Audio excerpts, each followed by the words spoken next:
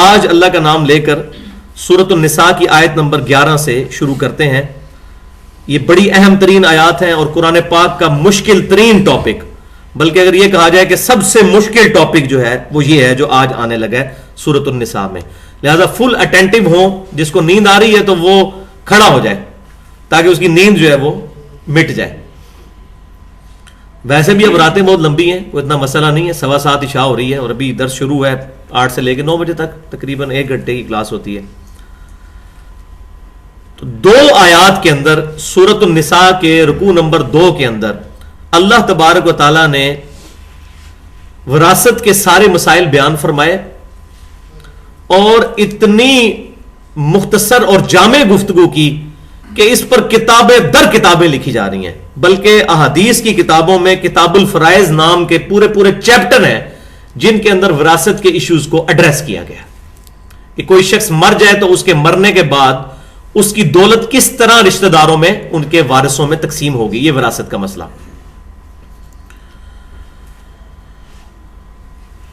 اب اس حوالے سے اس پر گفتگو کرنے سے پہلے کچھ چیزیں سمجھنا ضروری ہے. ان میں سب سے پہلی چیز تو یہ ہے کہ وراثت کے احکام جو سورۃ النساء میں نازل ہوئے، انہوں نے سورۃ البقرہ کی آیت نمبر 180 کو منسوخ کر دیا، جس کے اندر وصیت کرنا لازمی قرار دیا گیا تھا کہ جب بھی کسی شخص کی موت کا وقت قریب آئے یا اس کو لگے کہ میری موت قریب ہے تو اس پر یہ چیز واجب کی گئی تھی کہ وہ اپنے رشتہ داروں کے لیے وصیت کرے کہ میرے مرنے کے بعد میرے ماں باپ کو اتنا دے دیا جائے، اولاد کو اتنا دے دیا جائے. اور اس میں پھر یہ بھی اختیار دیا گیا تھا کہ اگر مرنے والا کوئی ناانصافی کر جاتا ہے تو مرنے کے بعد باقی رشتہ دار بیٹھ کر اس کی وصیت کو بدل بھی سکتے ہیں عدل کے دائرے کے اندر.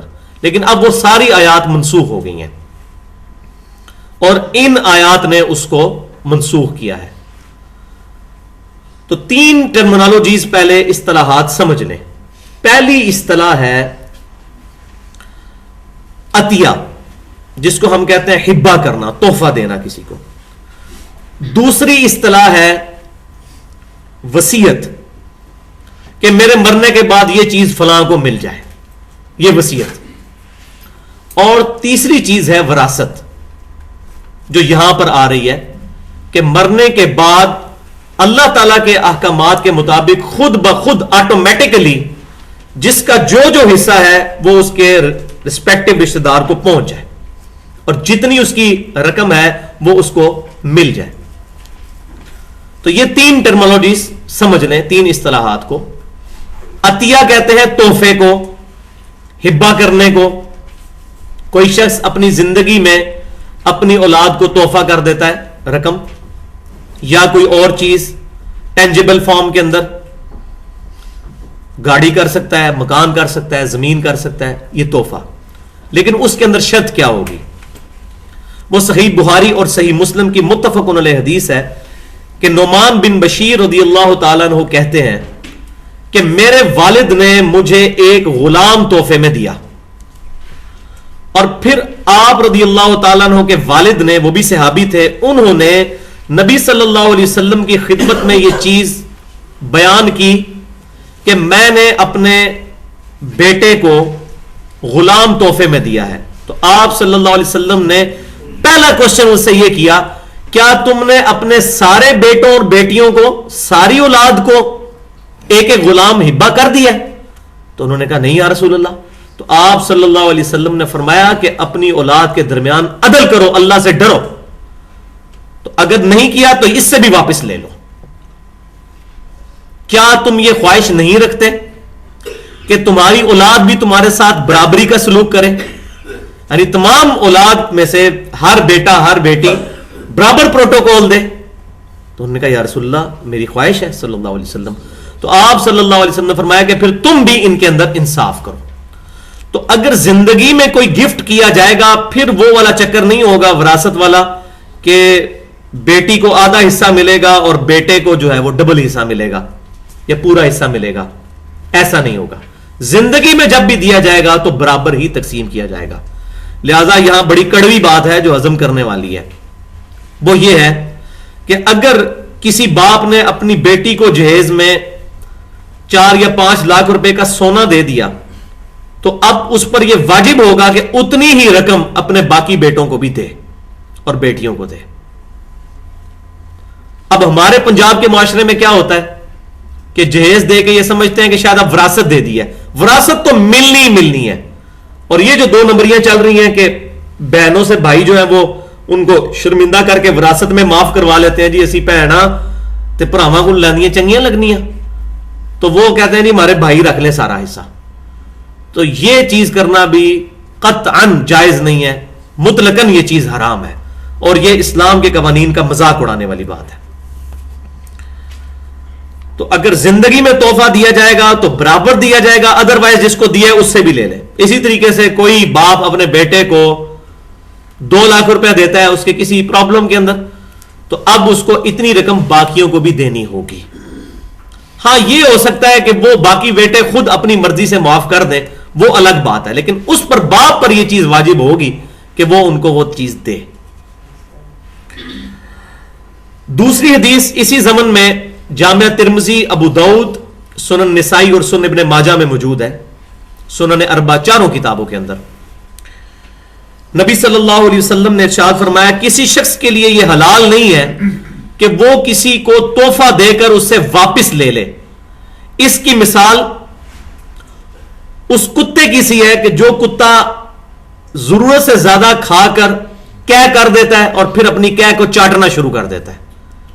اس لیول کی مثال آپ نے بیان فرمائی. اور یہ والا جو پورشن ہے نا کہ تحفہ واپس لے کر اسی طرح ہی ہے جیسے کہہ کر کے چاٹ لینا, یہ صحیح مسلم میں بھی موجود ہے اتنا حصہ. لیکن آپ صلی اللہ علیہ وسلم نے ایک ایکسیپشن دے دی. آپ نے فرمایا صلی اللہ علیہ وسلم ہاں والد اپنا تحفہ دیا ہوا واپس لے سکتا ہے. اسی حدیث میں موجود ہے, ترمذی, ابو داؤد, نسائی, ابن ماجہ میں. اس کے علاوہ کسی کے لیے ایکسیپشن نہیں ہے. والد اگر اپنی اولاد کو تحفہ دیتا ہے تو وہ اس چیز کا مجاز ہے کہ وہ اس کو واپس لے لے, کیونکہ سنن ابن ماجہ میں حدیث ہے تو اور تیرا مال سب کچھ تیرے باپ کا ہے. تو باپ اپنی اولاد سے دیا ہوا تحفہ واپس لے سکتا ہے, لیکن باپ اپنی اولاد کو آگ نہیں کر سکتا کہ میرے مرنے کے بعد اس کو کوئی چیز نہ ملے.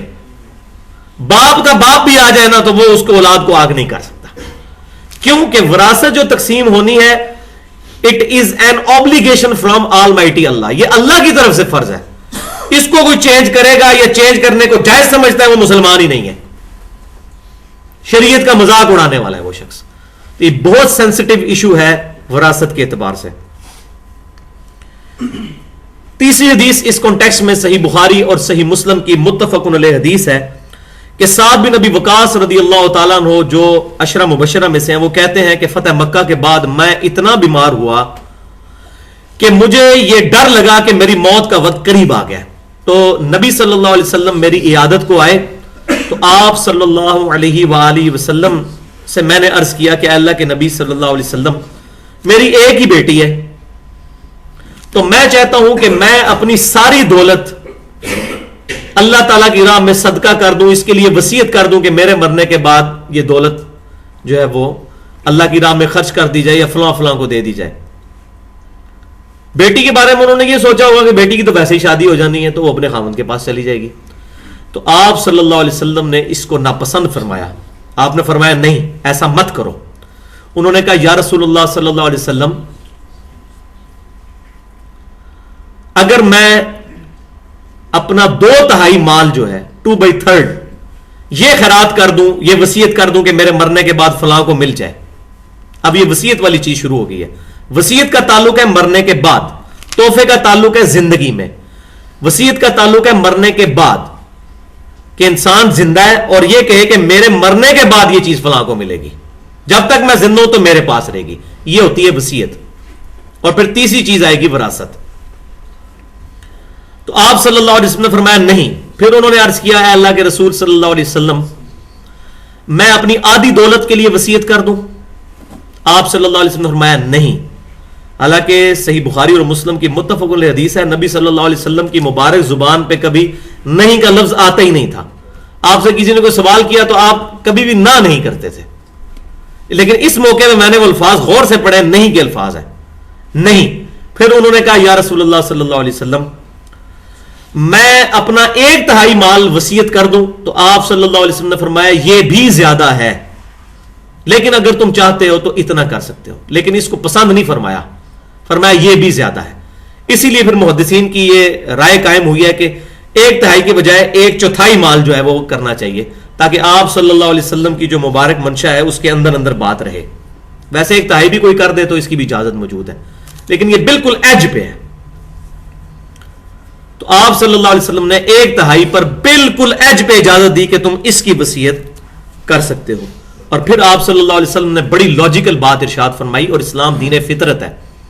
آپ صلی اللہ علیہ وسلم نے فرمایا کہ کیا تم یہ چیز چاہتے ہو کہ تمہارے مرنے کے بعد تمہاری اولاد لوگوں سے مانگتی پھرے؟ اس سے کہیں بہتر ہے کہ تم اپنی اولاد کے لیے اتنا مال چھوڑ کر مرو کہ وہ لوگوں سے مانگتی نہ پھرے۔ اور پھر آپ صلی اللہ علیہ وسلم نے فرمایا کہ جو تم اپنی اولاد پر، بیوی بچوں پر، ان پر جو خرچ کرتے ہو، اللہ کے حضور اس کا اجر لکھا جاتا ہے، حتیٰ کہ جو بیوی کو لقمہ کھلاتے ہو یہ بھی اللہ کے حضور تمہارا اجر لکھا جاتا ہے۔ دیکھیں کیا پیارا کنسپٹ ہے اسلام کا، ہر چیز کو محیط کیے ہوئے۔ لیکن مسئلہ یہ ہے کہ درس قرآن کوئی سنے گا تو اس کو پتا چلے گا نا اسلام کیا ہے۔ ہم نے تو اسلام رکھ لیا ہے پگڑی میں، داڑھی میں، شلوار ٹخنوں سے اوپر کر لو، یہ سرخی میک اپ کر لو، یہ اسلام ہے۔ تو بھائیو یہ یاد رکھیں، میرے استاد اشفاق احمد صاحب فرمایا کرتے تھے، اللہ تعالیٰ ان کی غلطیاں معاف کرے، ان کو نیک کاموں کا اجر عطا فرمائے۔ زاویہ پروگرام بھی ان کا ٹی وی پہ چلتا تھا، تو وہ کہا کرتے تھے کہ جس جہاز کا انجن خراب ہو اس جہاز میں نئی سیٹیں لگا کر اس کو پینٹ اور رنگ اور روغن کر کے آپ اڑا نہیں سکتے۔ تو یہ سارے جہاز ہی ہیں اس وقت مولوی، یہ سرخی پاؤڈر کیا ہوا نا، اللہ ماشاءاللہ جو نیک لوگ ہیں ان کی میں بات نہیں کرتا، لیکن اکثریت یہ سرخی پاؤڈر ہی ہے۔ اس سے معاذ اللہ میں کوئی امامے کی یا داڑھی کی یا شلوار ٹخنوں سے اوپر کرنے کی توہین نہیں کر رہا، لیکن میں یہ کہہ رہا ہوں اس کی آڑ کے اندر جو 2 نمبریاں کی جا رہی ہیں اور تسمیے پھیر پھیر کے جو ہے وہ مسلمانوں کے گلے کاٹے جا رہے ہیں، یہ بات غلط ہے۔ اس کے برعکس اگر کوئی پھٹیچر سا جہاز ہو لیکن اس کا انجن ٹھیک ہو، وہ اڑ سکتا ہے، گیٹ اپ اس کا بے شک نہ اچھا ہو۔ تو یہ ریشو پروپورشن ہے۔ اسلام میں گیٹ اپ کی اہمیت ہے، لیکن سیکنڈری، پرائمری حیثیت یہ ہے کہ انسان کا عقیدہ درست ہو، اس کے اندر اخلاص پایا جاتا ہو، ریاکاری نہ ہو، للہیت موجود ہو، باقی ساری چیزیں بعد میں۔ لیکن ہمارے لوگ داڑھی منڈانے کو بڑا گناہ سمجھتے ہیں اور جھوٹ کو چھوٹا گناہ سمجھتے ہیں۔ جھوٹ مولوی بھی بول رہا ہے اور جھوٹ داڑھی والا بھی بول رہا ہے اور جھوٹ بغیر داڑھی والا بھی بول رہا ہے، اس کی طرف کسی کی توجہ نہیں ہے، غیبت کی طرف کسی کی توجہ نہیں ہے۔ سود کھا رہا ہے داڑھی والا بھی بغیر داڑھی والا بھی، اور نکیر اس پر ہو رہی ہے کہ اس کی شلوار تھوڑی سی ٹخنوں سے نیچے کیوں چلی گئی۔ یہ ہمارا مینٹل لیول آپ دیکھ لیں۔ اس کو میرے استاد ڈاکٹر اسرار صاحب بڑی پیاری بات اشارہ فرمایا کرتے تھے، یہ پرورٹڈ نیچر ہے، مسخ شدہ نیچر، خاص دینی مسخ شدہ نیچر۔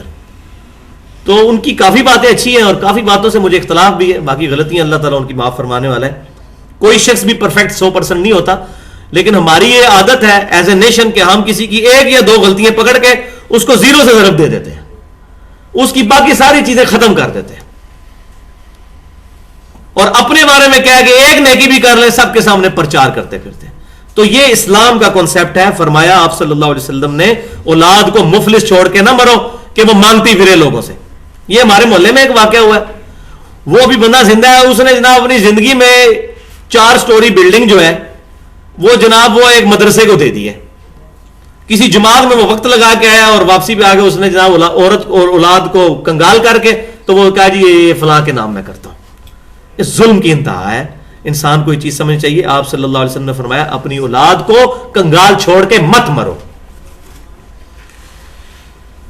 چوتھی حدیث اس زمن میں جامعہ ترمذی، ابو داؤد اور ابن ماجہ کے اندر موجود ہے۔ ابو امامہ رضی اللہ تعالیٰ عنہ کہتے ہیں کہ حجۃ الوداع کے موقع پر نبی صلی اللہ علیہ وسلم نے جہاں اور باتیں ارشاد فرمائی وہاں یہ بات بھی ارشاد فرمائی کہ آپ صلی اللہ علیہ وسلم نے فرمایا کہ اللہ تبارک و تعالی نے وارث کے لیے اپنی کتاب میں حق مقرر کر دیا ہے، اب یہ کسی کے لیے جائز نہیں ہے کہ وہ اپنے وارث کے لیے وصیت کر جائے۔ وارث کے لیے وصیت کرنا اب قیامت تک کے لیے حرام ہے. وارث کو اتنا ہی مال ملے گا جو اللہ تعالیٰ نے مقرر کیا ہے. تو یہ بات بھی اب یاد رکھیں کہ وصیت اگر کرنی ہے 1/3 مال میں تو وارث کے علاوہ، اس کا ثبوت یہ حدیث ہے. یہ نہیں ہو سکتا کہ کوئی شخص کہ جی 1/3 میں تو مجھے اجازت ہے، تو فلاں میرا بیٹا جو ہے نا وہ مجھے زیادہ پسند ہے، تو وہ 1/3 مال میں کہتا ہوں میرے مرنے کے بعد میرے بیٹے کو تو فلاں حصہ ملے گا، اس بیٹے کو اتنا مال فالتو بھی مل جائے، تو یہ قطعاً حرام ہے. تو ورثاء کے علاوہ کے لیے انسان وصیت کر سکتا ہے، وارث کے لیے وصیت نہیں ہوگی. اور اس مسئلے پہ اجماع ہے پوری امت کا، کوئی اس میں اختلاف نہیں ہے، مکمل طور پر اس پر اتفاق پایا جاتا ہے. تو یہ ساری تمہیدی گفتگو تھی اس چیز کے حوالے سے.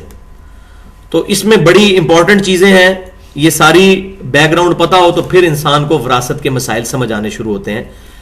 پھر میں ریپیٹ کرتا ہوں، ایک چیز ہے عطیہ اور ہبہ، تحفہ کرنا، کہ انسان زندہ ہے اور زندگی میں کسی کو گفٹ کرے تو ساری اولاد کو برابر گفٹ کرنا ہوگا، ادروائز جس کو دیا اس سے بھی واپس لینا ہوگا. دوسری چیز ہے وصیت، کہ انسان کہے کہ میرے مرنے کے بعد فلاں کو یہ مال مل جائے، تو وصیت کر سکتا ہے 1/3 مال میں، لیکن وارث کے علاوہ.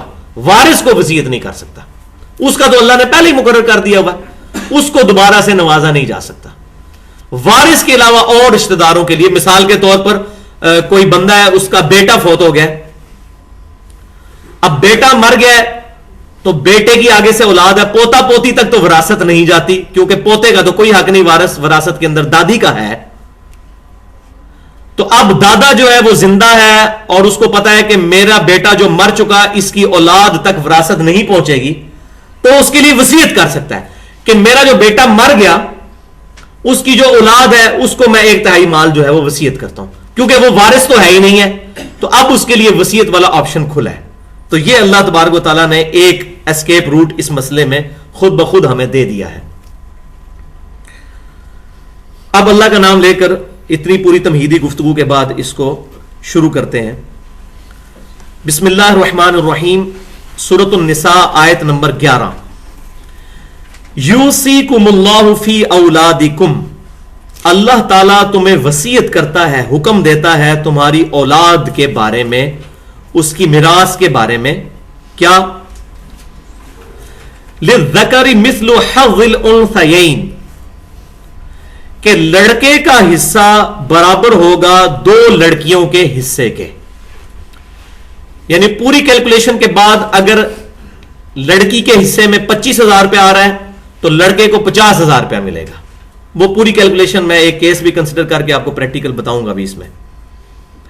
ویسے تو اس کے جتنے کیسز بنتے ہیں وہ تقریباً سمجھے آپ 30-40 پاسبلٹیز بنتی ہیں. میرے پاس ایک پوری فائل موجود ہے جس کے اندر پورا ٹیبل بنایا ہوا ہے، 2 بیٹے ہو، 1 بیٹی ہو، پھر کیا ہے ماں نہ ہو، پھر کیا ہے باپ ہو، تو پوری کیلکولیشن ہوئی ہے اس میں.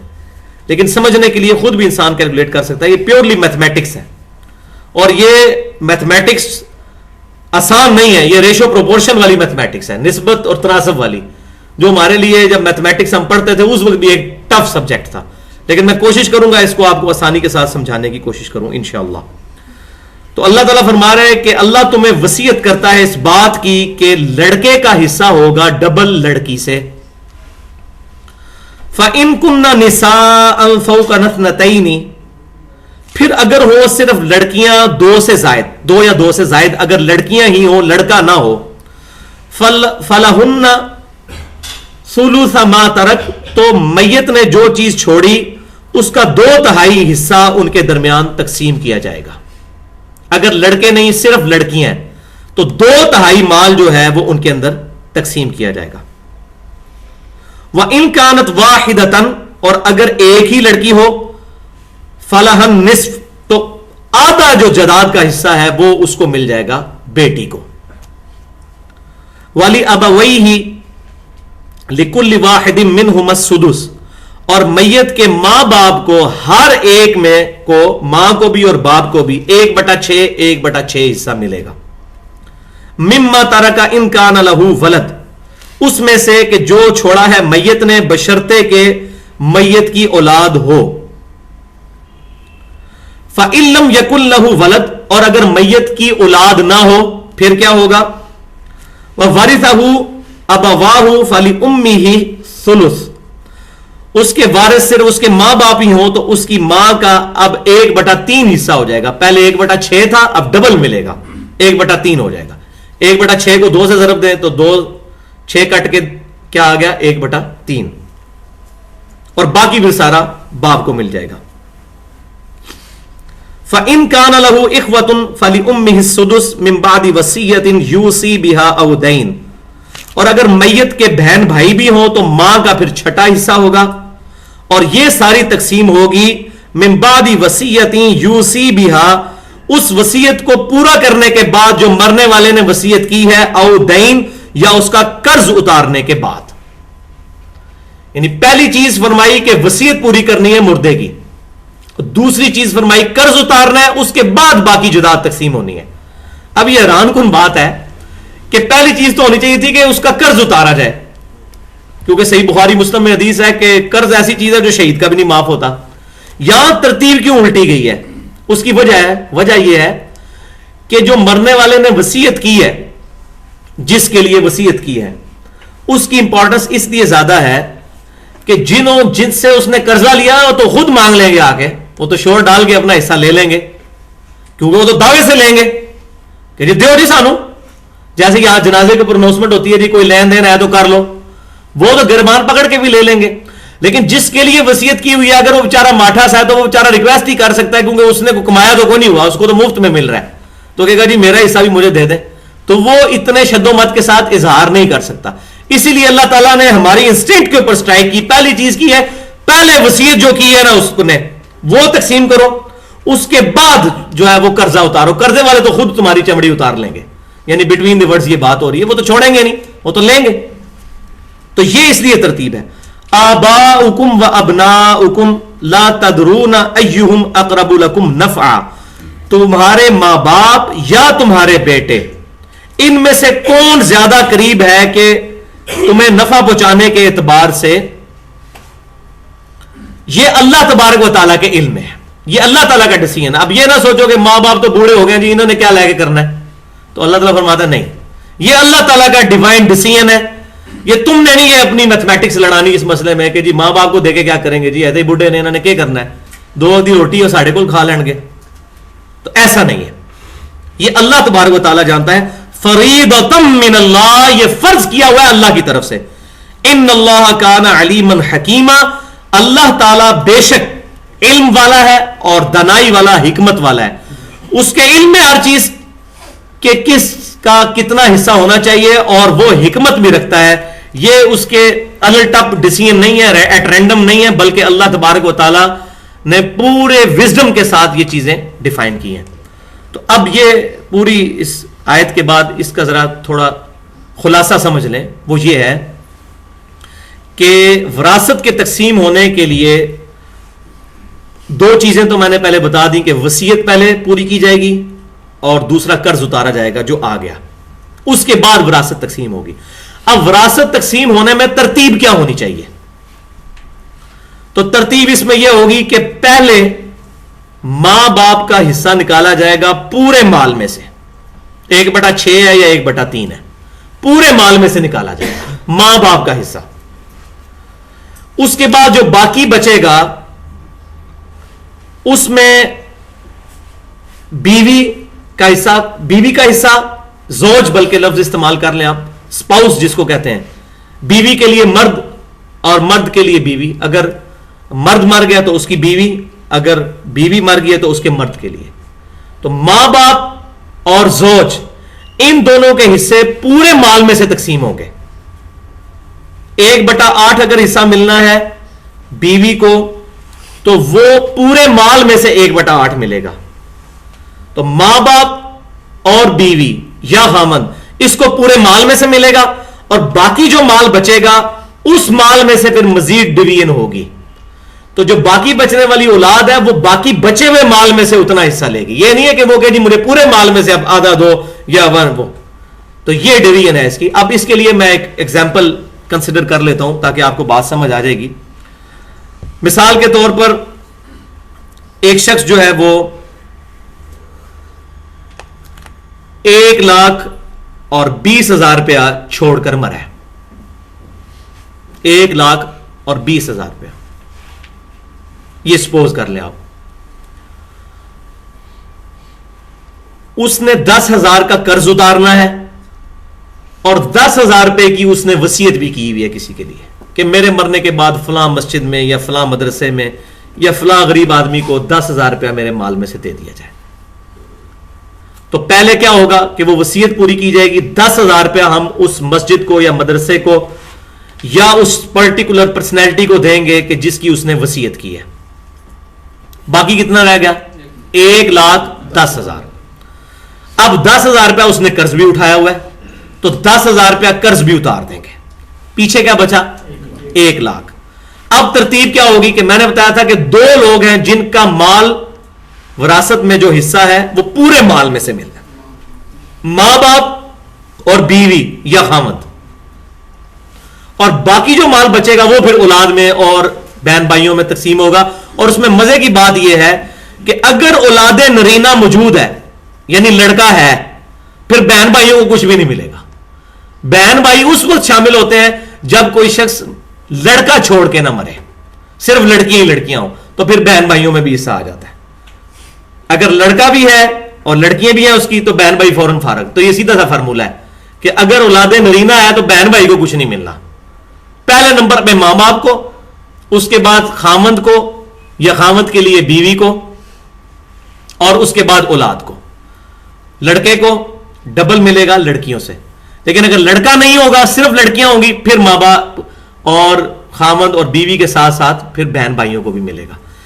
تو اب 1,00,000 روپیہ تھا تو اب اس کے ماں باپ بھی زندہ ہیں. تو ہم نے کیا پڑھا ہے اس میں کہ ماں باپ میں سے ہر ایک کے لیے والی ابویہ لکل واحد منہم السدس, میت کے ماں باپ میں سے ہر ایک کو 1/6 حصہ ملے گا. تو 1,00,000 روپے کو اگر 6 حصوں میں ڈیوائڈ کیا جائے, 1,00,000 روپے کے 6 حصے بنائے جائیں تو وہ چھٹا حصہ جو بنے گا وہ ملے گا ماں کو, اور ایک اتنا ہی چھٹا حصہ اس کے باپ کو بھی ملے گا. اور وہ میں نے کیلکولیٹ کیا ہے 1,00,000 روپے میں چھٹا حصہ جو ہے وہ 16,667 روپے بنتا ہے. 667 آپ تک 16 6 96 تو 16,667, 4,000 روپے اوپر جو ہے وہ یہ بن گیا.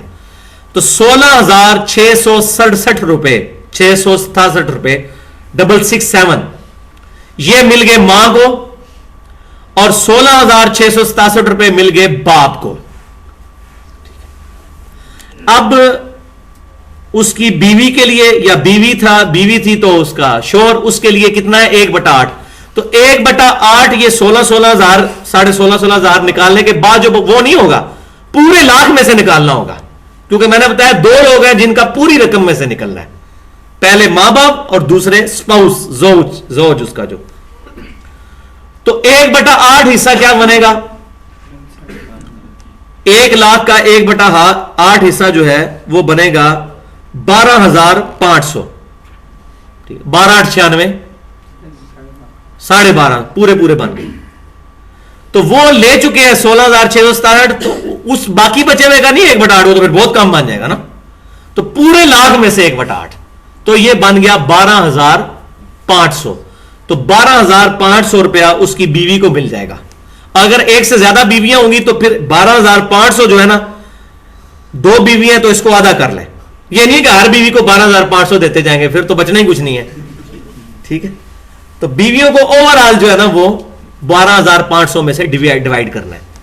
تو 12,500 یہ بھی نکل گیا, 16,667 ماں کا, 16,667 باپ کا, یہ تینوں ملا کے جب نکل گئے تو باقی رقم بچی 54,166. اب یہ جو باقی بچی ہے نا 54,166 یہ اولاد میں تقسیم ہوگی. تو یہ بڑا ضروری ہے, یہ پہلے سمجھ نہیں آتا کہ شروع کہاں سے کرنا ہے. آج ماں کا اتنا حساب, اور اس میں پھر جو کافی کفار ہیں انہوں نے مذاق بھی اڑایا, جی دیکھیں جی یہ تو رقم پوری ہی نہیں بنتی, 1/6 1/6 1/8 یہ جمع کریں تو پورا 1 تو بننا چاہیے, 1 بنتا ہی نہیں ہے. تو ان کے دماغ کا فطور ہے, ان کو کیلکولیشن ہی نہیں آتی ہے. یہ بیسک میتھمیٹکس ہے, اس کو سمجھیں. پہلے ماں باپ کا حصہ نکالنا ہے, اس کے بعد زوج کا حصہ نکالنا ہے. ماں باپ اور زوج کا حصہ اوور آل پوری رقم میں سے ہوگا, اور باقی جو بچ گیا اس کو پھر اولاد پہ تقسیم کرنا ہے. تو باقی بچے 54,166. تو فرض کریں اس کے 2 بیٹے اور 3 بیٹیاں. اب 54,166 रुपए 2 बेटे और 3 बेटियों में तकसीम करना है, तो किस तरह होगा वो हम शुरू में पढ़ चुके। यूसीकुमुल्लाहु फी औलादिकुम लिज़्ज़करी मिस्लु हज़्ज़िल उन्सयैन, अल्लाह ताला तुम्हें वसीयत करता है कि लड़के का हिस्सा लड़की से डबल होगा। अब लड़के हुए 2, लड़कियां कितनी? 3। तो लड़के को चूंकि डबल मिलना है तो हम फर्ज कर लेते हैं लड़के 4 हैं, फर्ज कर लेते हैं लड़के 4 हैं, 4 के हिसाब से कैलकुलेट करते हैं तो 4 की रकम फिर 2 को दे दी जाएगी, तो डबल पॉइंट। तो लड़कियां 3 हुई और लड़के थे 2, लेकिन चूंकि उनको डबल मिलना है हमने फर्ज किया 4। 4 और 3 कितना हुआ? 7। तो 54,166 को 7 के ऊपर आप 7 के ऊपर डिवाइड कर लें, ठीक है, तो यह बन जाएगा 15,476 रुपए, ठीक है। कितना बना जरा कैलकुलेट कर लें, सॉरी 7,738, वो 15,000 जो मैंने लिखा है वो बेटे का हिस्सा फिर बनेगा ना, तो कितना बना? 7,738, 7 ठीक है, 49, तो 54 ऊपर भी है, तो 7,738 रुपए बन गए एक हिस्से के, ये लड़की का हिस्सा निकला। इसको डबल करेंगे तो लड़का वो बनेगा 15,476, 15,476 एक लड़के को, 15,476 दूसरे लड़के को, और 7,738 एक लड़की को, इतना ही दूसरी को और तीसरी को। ये आप टोटल करके देखें पूरा लाख रुपया बन जाएगा, मैथमेटिक्स पूरी हो जाएगी। लिहाजा ये इसकी कैलकुलेशन, अब आपको बेसिक अब चीज पता चल गई, तो अब आप ये खुद फार्मूले लगा के, आपके पास कोई केस आता है तो आप उसको कंसिडर करके काफी हद तक कैलकुलेट कर। आप मुझे बताएं कि ये मौलवी कर सकता है ये काम, जिसको कैलकुलेटर भी इस्तेमाल करना नहीं आता, इल्ला माशाअल्लाह। तो ये जो इन्होंने ये लोगों को धोखा दिया हुआ है ना, कि जिन्होंने दाढ़ियां रखी हैं, पगड़ियां, ये मदरसों से फारिग हुए हैं, तो ये लोग दीन के ठेकेदार हैं।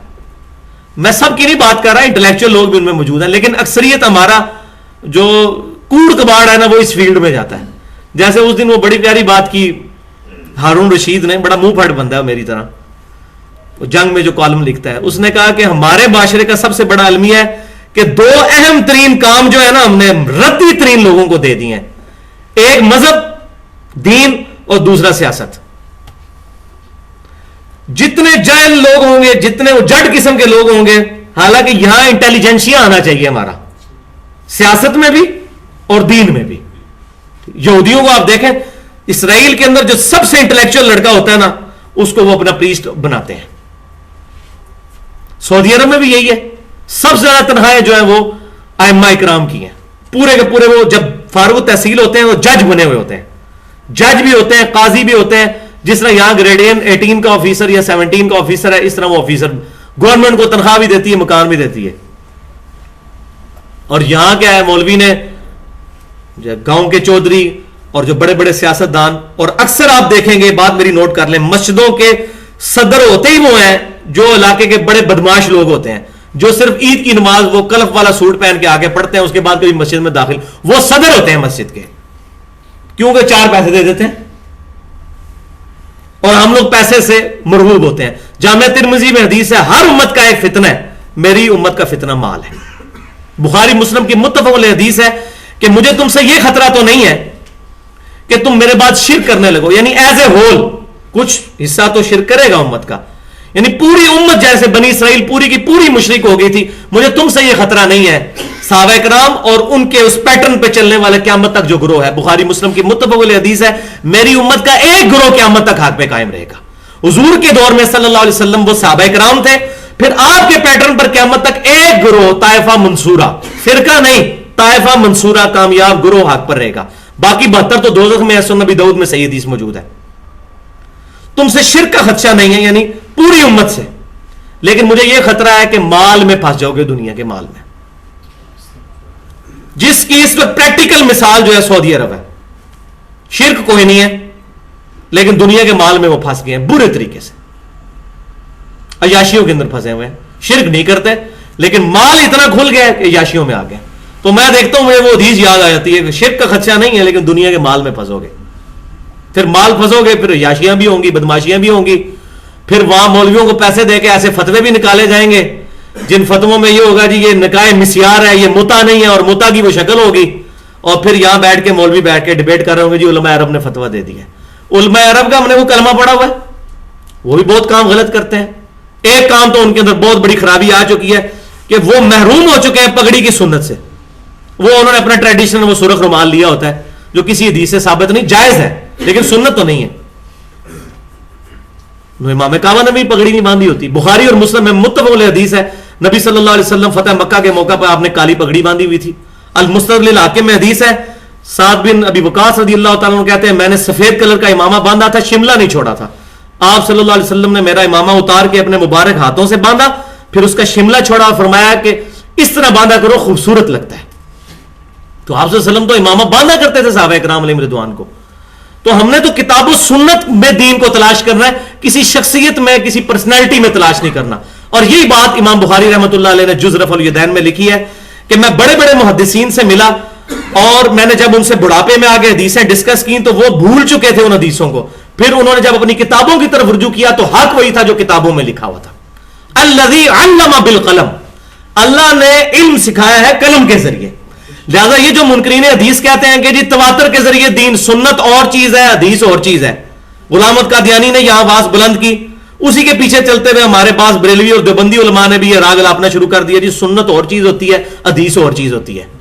اور بھائی سنت اور حدیث ایک ہی چیز ہے, سنت کا سورس حدیث ہوگی, ورنہ ایران میں جائیں گے تو شیعت پہ چلنا سنت ہے, تواتر پہ اگر جانا ہے تو سارے وہاں شیعہ ہیں.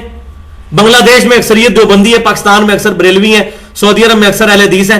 تو پھر جس علاقے میں جائیں گے اس علاقے کا دین اڈاپٹ کریں گے؟ نہیں, دین کتابوں میں ہے, پرسنالٹیز میں نہیں ہے. تو یہ بات الذی علم بالقلم, اللہ نے قلم کے ذریعے دین سکھایا ہے. کتابیں بھی آئیں ریٹن فارم میں, پھر حدیثیں بھی ریٹن فارم میں آگے ٹرانسفر ہوئی ہیں, ہمارے پاس موجود ہے. تو یہ میں نے ساری گفتگو اس حوالے سے کی کہ اس مسئلے میں بڑی مسکنسیپشن پائی جاتی ہے. تو فاسألوا اہل الذکر ان کنتم لا تعلمون, اگر تمہیں علم نہیں ہے تو اہل علم سے پوچھو. تو قرآن پاک میں جو سائنٹیفک فیکٹس کی آیات ہیں وہ ہم جیولوجی کی آیات ایک جیولوجسٹ سے جا کے پوچھیں گے. ماں کے پیٹ میں بچہ بنتا ہے ایمبریولوجی کی فیلڈ, یہ ایک ایمبریولوجسٹ سے جا کے پوچھیں گے, مولوی کو تو نہیں پتا ہوگا. ہاں ناسخ و منسوخ کا علم ہے وہ مولوی سے جا کے پوچھیں گے, نماز کا طریقہ وہ مولوی سے جا کے پوچھیں گے. تو جو کہتے ہیں جی علماء, تو پھر علماء تو پرفیکٹ تو کوئی بھی نہ ہوا, 100% تو کسی کو بھی قرآن کا علم نہ آیا. تو پھر علماء کی ڈگری لے کے بھی کیا کرنا؟ ہر بندے نے دین خود حاصل کرنا ہے. علماء نے یہ ترجمے کتابوں کے اپنے لیے نہیں کیے ہیں, اپنے لیے کیے ہوتے ہیں تو اپنے پاس رکھتے ہیں نا. یہ پبلک میں چھاپ چھاپ کے کیوں بھیج رہے ہیں؟ اس لیے کہ پبلک کو پتا چلے قرآن میں کیا لکھا ہے, بخاری میں کیا لکھا ہے, مسلم میں کیا لکھا ہے, یہ پبلک تک بات پہنچے. تو یہ بات پبلک تک آئے. تو یہ میں نے ایک مثال دے کے آپ کو بیان کر دی. آگے چلتے ہیں. وَلَكُمْ نِصْفُ مَا تَرَكَ أَزْوَاجُكُمْ إِن لَّمْ يَكُن لَّهُنَّ وَلَدٌ, اور تمہارے لیے آدھا ہے جو چھوڑ جائیں تمہاری بیویاں بشرطے کہ ان کی اولاد نہ ہو. یعنی کسی کی بیوی مر گئی, اس کی اولاد کوئی نہیں ہے, تو آدھا مال خاوند کو مل جائے گا. فَإِن كَانَ لَهُنَّ وَلَدٌ فَلَكُمُ الرُّبُعُ مِمَّا تَرَكْنَ مِن بَعْدِ وَصِيَّةٍ یوسین بہا او دین. پھر وہی بات آ گئی کہ اگر ہو اولاد, یعنی کہ بیوی مر گئی اولاد بھی ہے, تو تمہارے لیے پھر چوتھا حصہ یعنی آدھا ہو جائے گا. پہلے آدھا مال تھا, اب آدھے کا بھی آدھا ہو گیا, 1/4 حصہ ملے گا. تو لاجیکل ہے, ظاہر اولاد کو بھی اب دینا ہے, تو پھر 1/4 ملے گا خاوند کو, اور پھر باقی اولاد کے اندر تقسیم ہوگا. لیکن من بعد وصیۃ یوسین بہا او دین, یہ وصیت پوری کرنے کے بعد ہوگا اور قرض اتار لینے کے بعد ہوگا. یہ پہلے کام, یہ نہ ہو کہ پہلے ہی بانٹ کے سائڈ پہ ہو جائے. اب 1,20,000 میں سے اگر وہ ہم نے جو ایگزامپل لی یہ بانٹنا شروع کر دیں گے تو مقروض بیچارے کو اور وصیت والے کو کیا ملے گا؟ تو پہلے ان کو نکالنا اور باقی 1,20,000 میں سے جو لاکھ بچا ہے اس کو آپ نے ڈیوائڈ کرنا ہے.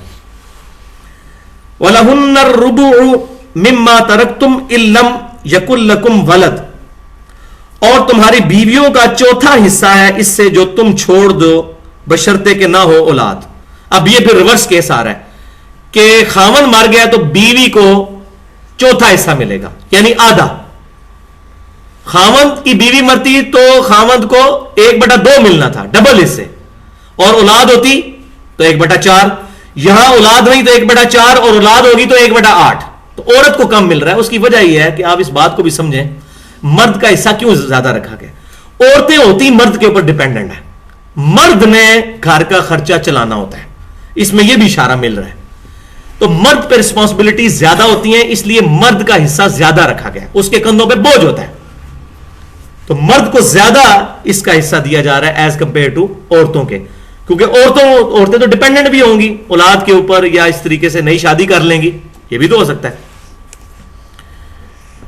فَإِن كَانَ لَكُمْ وَلَدٌ, اور اگر ہو اولاد تمہاری, یعنی کہ جو مرد مر گیا اس کی اولاد بھی ہے, فَلَهُنَّ الثُّمُنُ مِمَّا تَرَكْتُم مِّن بَعْدِ وَصِيَّةٍ تُوصُونَ بِهَا أَوْ دَيْنٍ, تو پھر 1/8 حصہ ملے گا, یعنی 1/4 کا بھی آدھا ہو گیا, جو میں نے بات پہلے بتا دی. جو تم چھوڑ کر مرو گے, لیکن یہ پھر کیا ہوگا, پھر وہ ریپیٹ ہو رہا ہے کہ وصیت پوری کرنے کے بعد اور قرض اتار لینے کے بعد. یہ آپ دیکھ لیں کتنا امپورٹنٹ مسئلہ ہے, وصیت والا اور قرض والا. اب آ رہا ہے ایمبیگوس ترین ایشو اس میں. وَإِن كَانَ رَجُلٌ يُورَثُ كَلَالَةً, اور اگر کوئی ایسا مرد ہو کہ جو کلالہ ہو. کلالہ اس کو کہتے ہیں جس کا حسب و نسب ختم ہو چکا ہو, یعنی اس کے ماں باپ بھی مر چکے ہیں اور اس کی اولاد نہیں ہے, یا اولاد ہے تو مر چکی ہے, جنہوں کہتے ہیں پنجابی نہ اگے کوئی نہ پیچھے کوئی. یہ صحیح ٹرانسلیشن ہے, صحیح اپروپریٹ ٹرانسلیشن, نہ اگے کوئی نہ پیچھے کوئی. تو اب کیا ہوگا, پیچھے اس کے وہ بہن بھائی بچیں گے, نہ اس کا ماں باپ ہے اور نہ اولاد ہے, تو وہ کلالہ ہوگا.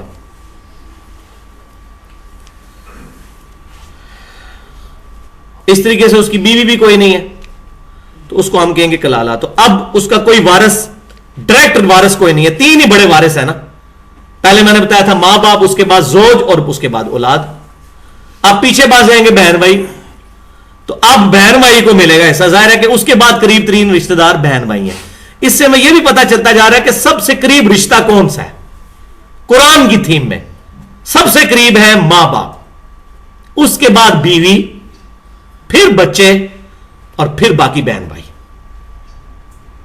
تو اس مسئلے میں بڑی احتیاط کی ضرورت ہے.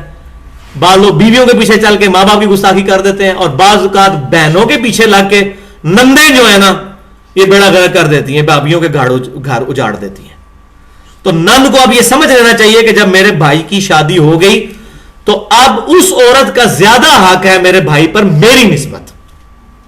تو یہ بات اب سمجھ تو تب آئے گی جب قرآن پڑھیں گے.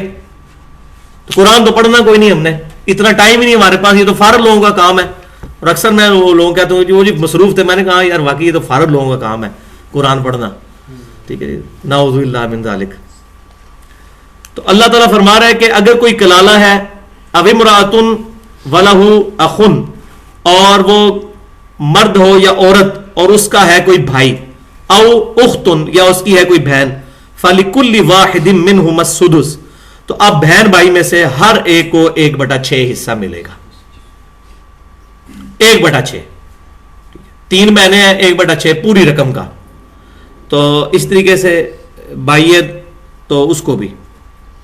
فَإِن كَانُوا أَكْثَرَ مِنْ ذَلِكَ فَهُمْ شُرَكَاءُ فِي الثُّلُثِ, اور اگر وہ بہن بھائی ایک سے زیادہ ہوں. یہ تو اس صورت میں تھا کہ جب وہ ایک بہن اور ایک بھائی. اب یہ کہ بہن بھائی ایک سے زیادہ ہوں, فَهُمْ شُرَكَاءُ فِي الثُّلُثِ مِنْ بَعْدِ وَصِيَّةٍ يُوصَى بِهَا أَوْ دَيْنٍ, تو سب شریک ہوں گے 1/3 مال, یعنی 1/3 جو وراثت ہے وہ اب بہن بھائیوں میں تقسیم ہو جائے گی, اور یہ وصیت کے بعد اور اس کو قرض اتار لینے کے بعد, غیر مضار, اور اس سے نقصان نہ پہنچایا گیا ہو کسی کو. وصیتم من اللہ, یہ وصیت ہے اللہ تعالیٰ کی طرف سے. واللہ علیم حلیم, اور اللہ تعالیٰ سب کچھ جاننے والا اور بردبار ہے.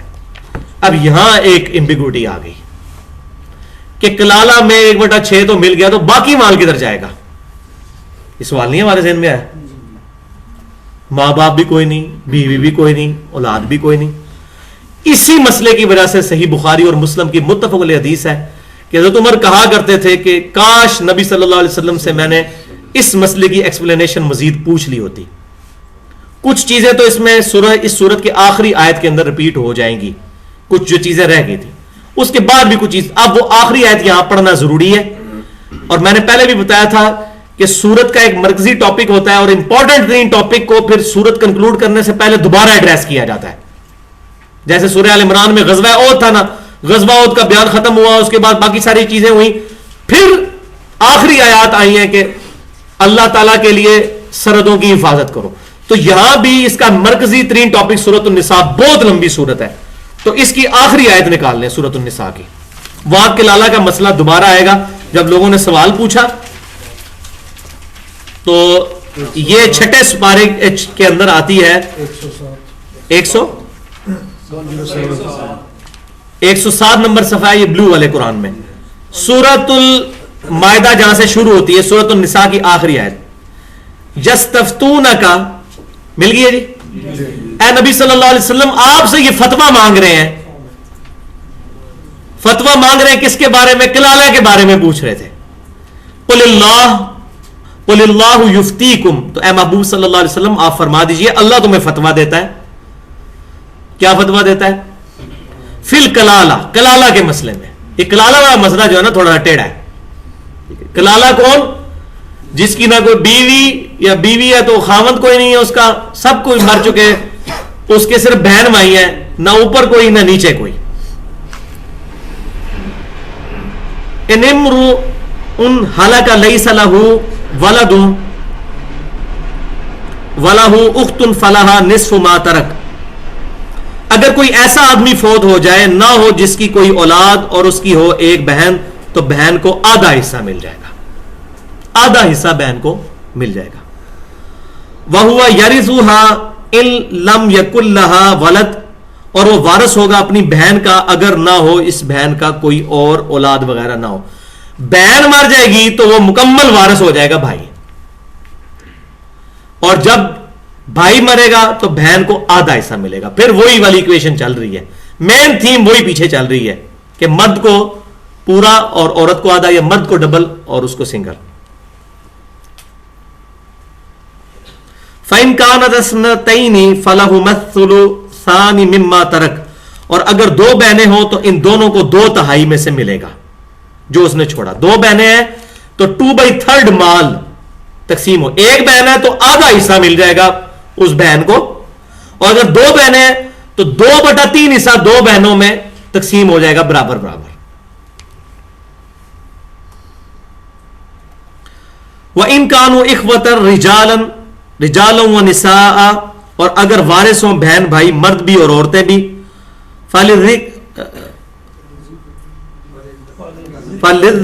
فَلِلذَّكَرِ مِثْلُ حَظِّ الْأُنْثَيَيْنِ, تو مرد کا حصہ جو ہے وہ 2 عورتوں کے برابر ہوگا, یعنی بھائی کا حصہ 2 بہنوں کے برابر ہوگا. یہ وہی والی ایکویشن آ گئی. یبین اللہ لکم, اللہ تعالیٰ تمہارے لیے کھول کر صاف صاف بیان کرتا ہے, ان تضلوا, کہ تم گمراہ نہ ہو جاؤ کہیں. اللہ تبارک و تعالیٰ تمہیں گائیڈ لائن پرووائڈ کر رہا ہے.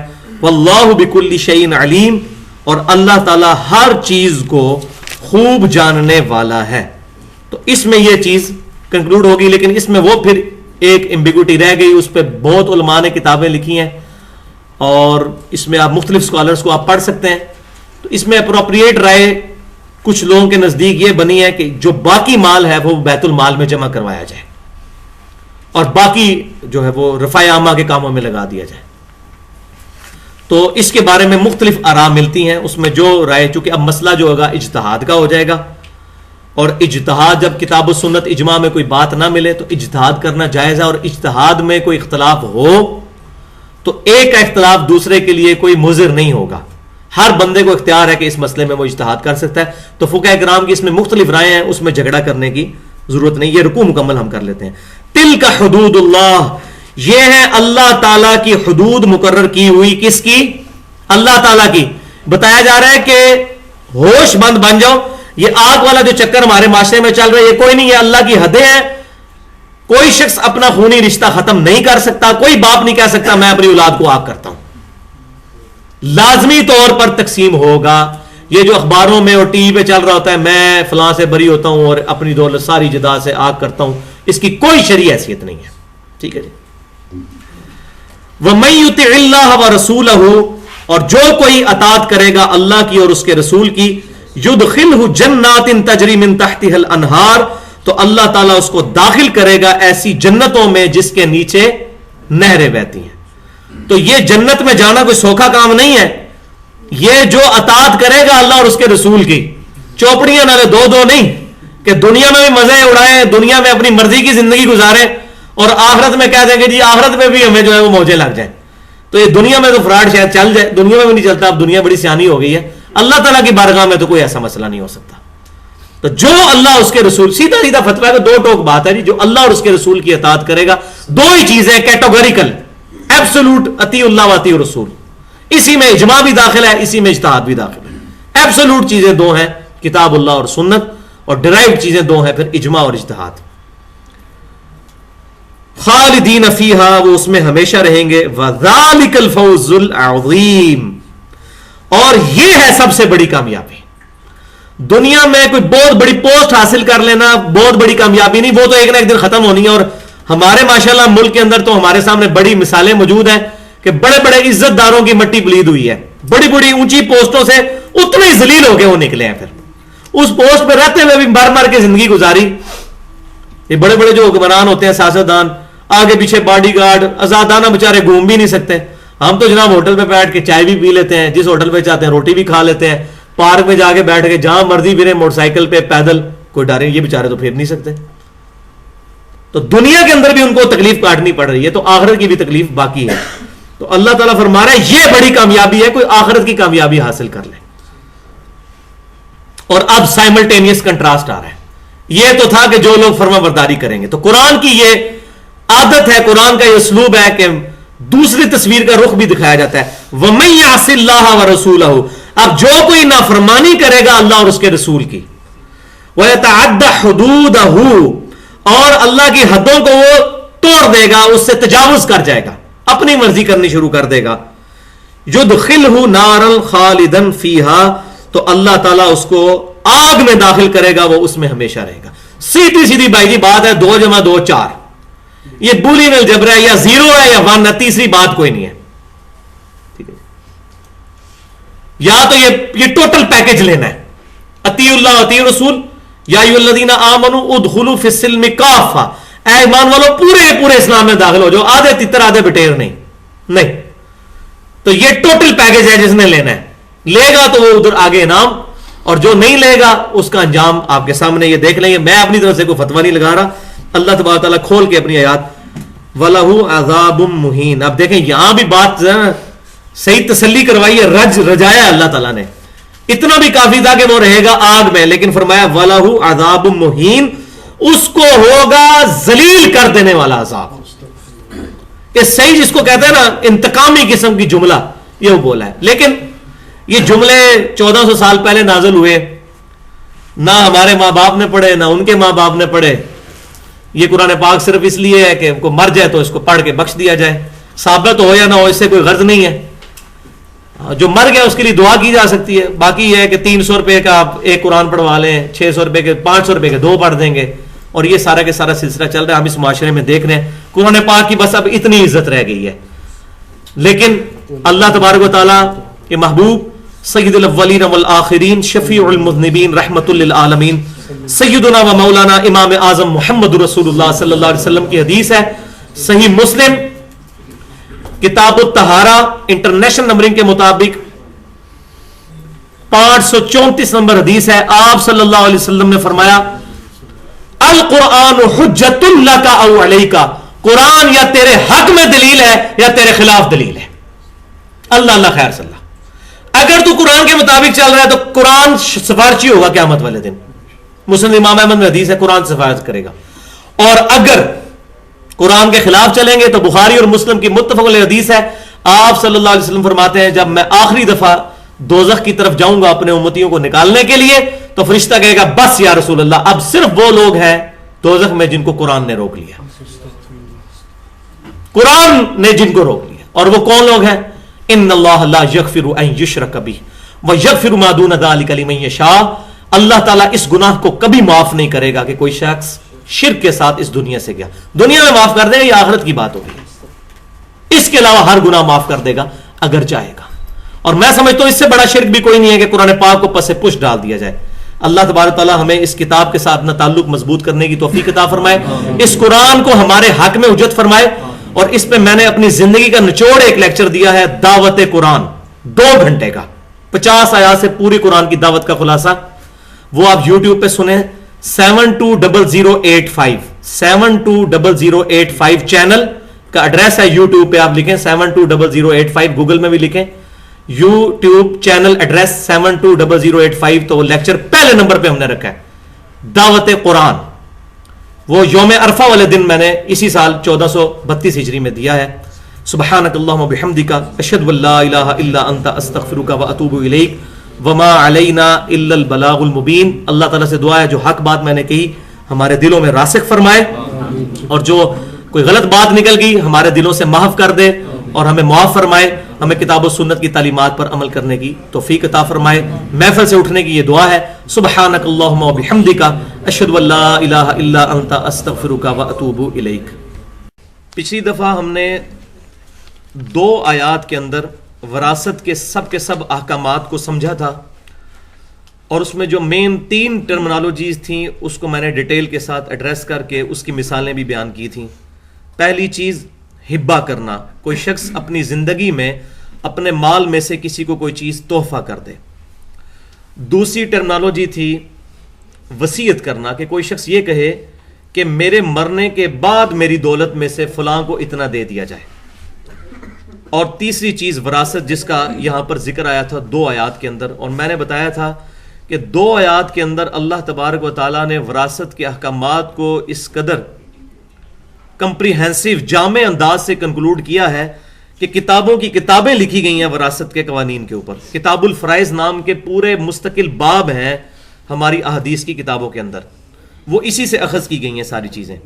تو اس میں میں نے ڈیٹیل سے گفتگو کی تھی، وہ پچھلا لیکچر دیکھا جائے. اس میں پھر ہم نے کچھ کیسز بھی کنسیڈر کیے تھے، اور اس میں ایک مین کیس جو تھا وہ ہم نے ڈیٹیل کے ساتھ اسٹڈی کیا تھا کہ اگر کوئی شخص اتنے روپے چھوڑ کر مرے تو اس کے والدین کو کتنا ملے گا، اس کی بیوی کو کتنا ملے گا، اس کے بچوں کو، بچیوں کو.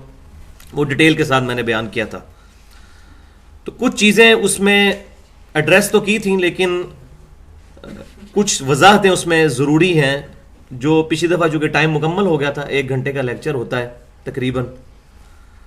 تو وہ 5 پوائنٹ میں آج اس سے آگے، اس سے ریلیٹڈ، جن پہ میں بحث کر چکا ہوں لیکن تھوڑا سا کنکلوڈنگ فارم میں اس کو عرض کروں گا. اس میں سب سے پہلی چیز یہ ہے کہ جو منہ بولا بیٹا ہے اس کی شریعت میں کوئی حیثیت نہیں ہے وراثت کے اعتبار سے. کسی شخص نے لے پالک کوئی پال لیا، اور اس میں بھی پریفریبل یہی چیز ہے، بلکہ یہی چیز جو ہے وہ ہونی چاہیے کہ اگر مرد کے رشتہ داروں سے لیا جائے تو لڑکی لی جائے. لڑکا لے لیں تو پھر تو اس کی جو والدہ ہوگی منہ بولی، وہ اس کی پھر محرم نہیں بن سکے گی.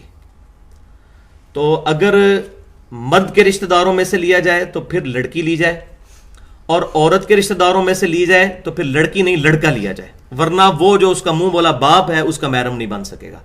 تو اس میں بڑی احتیاط کی ضرورت ہے. تو اب منہ بولا بیٹا ہے کسی کا اور اس کی کوئی اور اولاد نہیں ہے، اور اب اس کو یہ بات کنفرم ہے کہ میرے مرنے کے بعد میرے منہ بولے بیٹے کو تو 1 روپیہ میری جائیداد میں سے نہیں ملے گا. تو وہ پھر اپنی اولاد کے لیے، منہ بولی اولاد کے لیے وصیت کر سکتا ہے. جو میں نے بتایا تھا پچھلی دفعہ کہ وصیت 1/3 مال میں اپنی مرضی سے کر سکتا ہے کہ میرے مرنے کے بعد یہ فلاں شخص کو مل جائے، لیکن وارث کے لیے وصیت نہیں کرے گا. اس پہ میں نے ڈیٹیل سے احادیث کے ساتھ حجۃ الوداع کے موقع پر جو نبی صلی اللہ علیہ وسلم نے فرمایا تھا اس کے کانٹیکسٹ میں نے ایڈریس کیا تھا. تو منہ بولے بیٹے کو بھی وصیت کی جا سکتی ہے 1/3 مال میں. دوسری چیز یہ ہے کہ اگر کوئی شخص یہ چاہے کہ وہ اپنی زندگی میں اپنا پورے کا پورا مال کسی کو ہدیہ کر دے، تحفہ کر دے، ہبہ کر دے، تو یہ شریعت کی نظر میں ناپسندیدہ ہے. بلکہ آپ صلی اللہ علیہ وسلم نے آخری درجے میں جو اجازت دی وہ 1/3 مال کی اجازت دی کہ اپنے مرنے کے بعد ایک تہائی مال جو ہے اس کے لیے وصیت کرو. لیکن زندگی کے اندر اس کو وہاں پر ایڈریس نہیں کیا گیا، لیکن وہ انڈرسٹوڈ ہے اس کے اندر. اس کی وجہ یہ ہے کہ نبی صلی اللہ علیہ وسلم کے اس میں الفاظ ہیں بخاری اور مسلم میں جو میں نے پچھلی دفعہ بیان کیے تھے کہ اپنی اولاد کو کنگال مت چھوڑ کر مرو، کہ سب کا سب لٹا جاؤ. لیکن اگر کوئی شخص یہ فیل کرتا ہے کہ میری ساری اولاد سیٹل ہے اور اس کو میرے مال کی ضرورت نہیں ہے اور وہ بھی سب اس بات پر ایگری ہیں، تو وہ شخص پھر پوری نیک نیتی کے ساتھ، کسی بےایمانی کی نیت سے نہیں، نہ کسی اولاد میں سے کسی کو آگ کرنے کی نیت سے، اپنا سارا مال اپنی زندگی میں کسی کو گفٹ کر سکتا ہے، کسی مدرسے کے لیے، کسی این جی او کے لیے جو دین کے دائرے کے اندر رہ کر کام کر رہی ہو. تو یہ بھی جائز ہے، لیکن ان تمام سرکمسٹانسز کے ساتھ. اسی کانٹیکسٹ میں یہ ہے کہ کوئی شخص مرنے سے پہلے جو ہے وہ اپنے کسی رشتہ دار کے ہاں ٹھہرا ہوا تھا اور اس کے رشتہ دار نے اس کی بڑی خدمت کی، لیکن وہ رشتہ دار ایسا ہے جس کو وراثت میں سے کچھ نہیں ملنا، یعنی نہ تو اس کی اولاد میں سے ہے، نہ بہن بھائیوں میں سے، اور دور پار کا رشتہ دار ہے، یا بتیجوں میں سے ہے، یا اس طریقے سے کوئی اور ہے جس کو شریعت میں وراثت کا حق نہیں ملتا.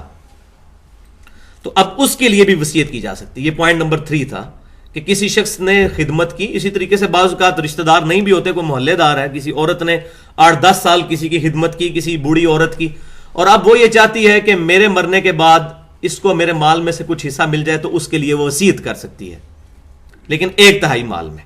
باقی مال کا کیا بنے گا وہ انشاءاللہ میں آگے آ رہا ہے. پچھلی دفعہ میں نے کلالہ کے اوپر ایڈریس کیا تھا. چوتھی چیز اس کے اندر یہ ہے کہ بعض اوقات انسان کو یہ وسوسہ آتا ہے کہ شریعت کے اندر پوتے تک جائیداد نہیں جاتی. کسی شخص کا بیٹا فوت ہو گیا جوانی میں اور اس نے اپنے پوتا پوتی اور بیوی چھوڑی پیچھے، یعنی اس مرد کی بہو جو مرنے والا ہے، اس کی اپنی زندگی کے اندر اس کا بیٹا فوت ہو گیا اور اس کی بیوہ بہو اور بیوہ جو اس کے یتیم پوتا اور پوتی ہیں. اب ظاہر ہے کہ جب وہ دادا مرے گا تو اس کی وراثت میں سے ان کو کچھ نہیں ملے گا. تو اس کے لیے بعض اوقات ذہن میں یہ وسوسہ آتا ہے کہ نعوذ باللہ من ذالک، کیا شریعت یہ ظلم کرتی ہے؟ ان کو تو زیادہ ضرورت ہے. تو اللہ تعالیٰ نے اس کے لیے مزید اوپن اینڈ کھول دیا ہے کہ ان کے لیے وصیت کر دی جائے. باقیوں کو تو تھوڑا مار ملے گا، لیکن اگر کوئی دادا اپنے پوتا پوتی کے لیے، اپنی بہو کے لیے وصیت کرنا چاہے تو کر سکتا ہے 1/3 مال میں، اس سے بھی زیادہ مال میں جو کہ اس کے مرنے کے بعد بیٹی کو یا اس کے بیٹوں کو ملنا ہے یا بہن بھائیوں کو ملنا ہے. تو وہ ایک اوپن اینڈ اللہ تعالیٰ نے چھوڑ دیا ہے کہ دادے کی وراثت پوتے تک تو نہیں جاتی، لیکن وصیت کر سکتا ہے. اور 5ویں چیز کلالہ، جس کے اوپر میں نے ڈیٹیل سے پچھلی دفعہ عرض کیا تھا کہ کلالہ اس شخص کو کہتے ہیں جس کا نہ آگے کوئی نہ پیچھے کوئی، جس کو پنجابی میں کہتے ہیں نہ آگے کوئی نہ پیچھے کوئی، یعنی نہ اس کے ماں باپ ہیں، نہ اس کی اولاد اور بیوی ہے، نہ بہن بھائی ہیں. ٹھیک ہے جی. تو بہن بھائی ہو تو وہ بھی کلالہ ہوتا ہے، لیکن اصل کلالہ کی ڈیفینیشن یہ ہے کہ ماں باپ اور اولاد اور بیوی بچے نہ ہوں. بہن بھائی ہوں تو اس کے لیے پھر ڈیٹیل سے آیات آئی تھیں کلالہ کے اوپر. تو اس میں یہ بات بھی یاد رکھیں کلالہ کے پوائنٹ آف ویو سے کہ اب کوئی ایسا شخص ہے کہ اس کے مرنے کے بعد، جیسے کہ ہم نے پچھلی دفعہ پڑھا تھا کہ اگر اس کی ایک بہن ہے تو وہ آدھے مال کی وارث بن جائے گی، 2 بہنیں ہیں تو 2/3 مال کے اندر اس کو ڈیوائڈ کیا جائے گا. اگر ایک بھائی ہے تو وہ پورے کے پورے مال کا وراثت کا حقدار بن جائے گا اگر اس کی بیوی بچے اور ماں باپ نہیں ہیں. اب ایک اور کیس بھی ہو سکتا ہے جس طرح اس میں آیا بھی تھا کہ کسی کی ایک بہن ہے. اب قرآن پاک اس کے اوپر تو ایڈریس کرتا ہے کہ اس کی بہن آدھے مال کی وارث بن جائے گی، آدھا مال باقی کدھر جائے گا. اس کے اوپر پھر کتابوں کی کتابیں لکھی گئی ہیں اور مختلف مجتہدین اسلام میں جو گزرے اہل سنت کے بڑے بڑے ائمہ، انہوں نے اپنے کامنٹس دیے ہیں. کسی نے کہا بیت المال میں جمع کروا دیا جائے. اس میں ایک سب سے قریب ترین حدیث جو متفق علیہ حدیث ہے صحیح بخاری اور مسلم کی جو مجھے ملی ہے وہ یہ ہے کہ آپ صلی اللہ علیہ وسلم نے فرمایا کہ وراثت تقسیم کرنے کے بعد جو مال بچ جائے اس کو اپنے قریبی رشتہ داروں میں سے جو مرد ہے اس کو یہ پہنچے. مثال کے طور پر مرنے کے بعد اس کی 2 بہنیں تھیں، ان میں 2/3 مال تقسیم ہو گیا. اب 1/3 جو بچ گیا وہ کس کو ملے؟ تو یہ ہے کہ اس کا قریبی رشتہ دار یعنی بھتیجا، جیسے بخاری اور مسلم کی متفق علیہ حدیث ہے کہ قوم کا بھتیجا اسی قوم میں سے ہوتا ہے، تو بھتیجے کو پھر وہ باقی مال مل جائے. یا پھر یہ ہو سکتا ہے اگر بھتیجا بھی نہیں، کوئی بھی نہیں ہے، تو کوئی اولڈ ایج ہاؤس ہے جس نے خدمت کی ہے، جس طرح انگلینڈ کے اندر، ہمارے ملک میں بھی اب جس طرح یہ عیدی والے بہت بڑا کام کر رہے ہیں، اور اللہ تعالیٰ ان کو جزائے خیر دے کہ ان لوگوں نے انٹرنیشنل لیول پہ دنیا کی سب سے بڑی این جی او اس وقت یہ عیدی والے ہیں. اور ماشاءاللہ جب انسان اس طرح کے معاملات کے اندر کبھی انسان کو کبھی واسطہ پڑ جائے تو اس وقت ان کی قدر آتی ہے کہ یہ لوگ کتنی خدمت کر رہے ہیں. مردہ خانے ابھی کراچی کے اندر جس طرح قتل و غارت عام ہو رہا ہے، اسلام کے نام پر مسلمان کا گلا کاٹ رہا ہے، وہاں پر جو لاوارث لاشیں ہیں ان کو فریز کرنا، اسی طریقے سے ان کے کفن دفن کا انتظام کرنا، جن کے ماں باپ مر جائیں ان یتیم بچوں کی پرورش کرنا، اس طرح بہت بڑا کام یہ لوگ کر رہے ہیں. اللہ تعالیٰ ان کے اخلاص میں مزید برکتیں عطا فرمائے. تو اس طرح کوئی عیدی ویلفیئر یا اس طرح کے جو لوگ جن کے بارے میں یہ کنفرم ہو کہ یہ مخلص لوگ ہیں اور پیسے کو غلط جگہ استعمال نہیں کریں گے، تو کلالہ شخص جو ہے اس کے مرنے کے بعد اس کی جائیداد جو ہے وہاں بھی ٹرانسفر کی جا سکتی ہے، وہ خواہش کا اظہار کر سکتا ہے، لیکن وصیت نہیں کرے گا. وصیت 1/3 مال میں ہی کر سکتا ہے. تو اس کے مرنے کے بعد وہ پر مال جو ہے اس کا اس طرح کے کسی ویلفیئر کو دے دیا جائے. تو یہ 5 چیزیں اس حوالے سے میں نے ایڈریس کر دی، اور باقی چیزیں جو ہیں وہ میں پچھلی دفعہ ڈیٹیل سے عرض کر چکا ہوں.